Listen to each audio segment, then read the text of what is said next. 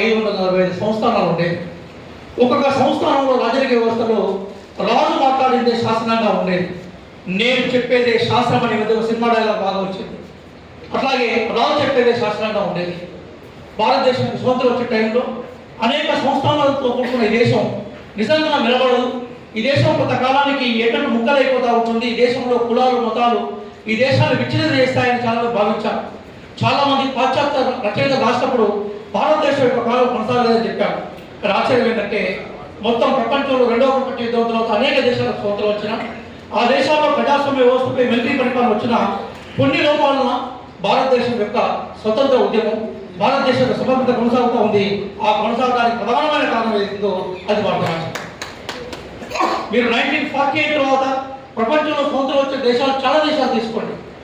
రకరకాల మిలిటరీ ప్రభుత్వాలు, రకరకాల తిరుగుబాట్లు, రకరకాల మానవ హక్కుల ఉల్లంఘన జరిగింది. భారతదేశంలో కొన్ని ఇబ్బందులు ఉన్నప్పటికీ కూడా స్వతంత్ర ఉద్యమ ఫలితాలు ఏవైతున్నాయో వాటి ప్రజలకు చేరవేసే క్రమంలో భారత రాజ్యాంగం భారతదేశంలో బండికి ఇరుసులాగా ఇప్పటికీ నిలబడింది. కాబట్టి భారతదేశంలో ఈ స్వతంత్రత ఇవన్నీ ఉన్నాయి.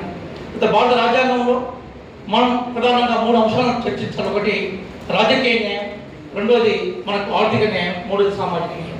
అయితే సామాజిక న్యాయాన్ని సంపూర్ణంగా సాధించకుండా రాజకీయ న్యాయాన్ని ఆర్థిక న్యాయాన్ని కూడా మనం అందించలేదు. సామాజిక న్యాయం అంటే మనకు డిక్షనరీ చెప్తా ఉంటుంది. జస్టిస్ అనే పదానికి వాళ్ళు కూడా సుదర్శన్ గారు చెప్తున్నారు. జస్టిస్ అనే పదము గ్రీక్ లాటిన్ భాష నుంచి ఒక పదము. అదేం చెప్తా ఉంటుందంటే ఎవరికి చెందాల్సింది వారికి చెందడమే న్యాయం అని చెప్తా ఉంటుంది. ఏ కులానికి, ఏ వర్గానికి, ఏ ప్రాంతానికి, ఏ సమాజానికి, ఏ సమూహానికి ఏదైతే చెందాలో అది వారికి చెందడమే న్యాయం అని చెప్తా ఉంటుంది.